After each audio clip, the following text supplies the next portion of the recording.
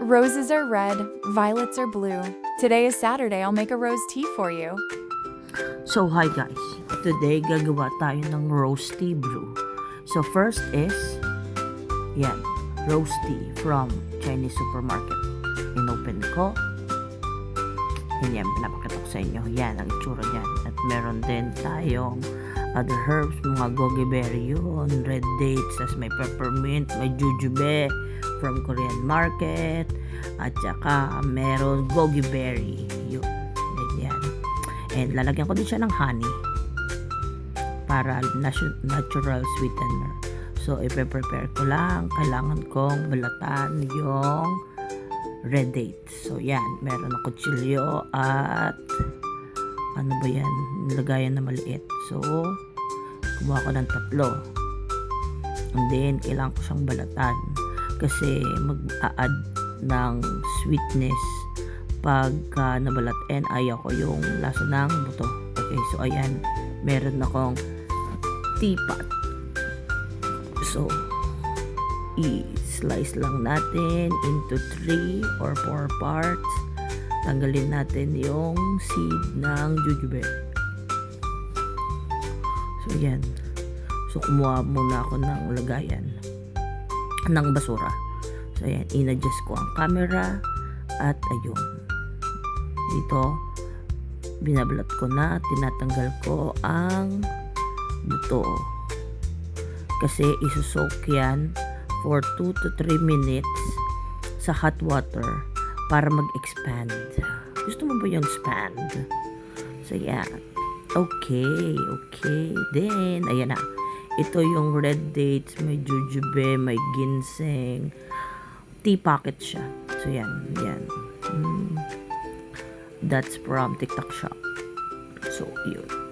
Ang gagawin ko dyan ay tatanggalin ko sa tea bag. Then, isusok din siya sa hot water. So, kumuha ko ng scissor. Okay? And then, gonna open. Yun. Ilagay sa teapot. Then, okay. Then, ilagay na yung mga goji berry, jujube, and then, sunod na ang goji berry. 1 teaspoon lang daw. Matamis kasi yung goji berry. So, ayan, dinagdagan ko pa para mas masarap. Okay, next is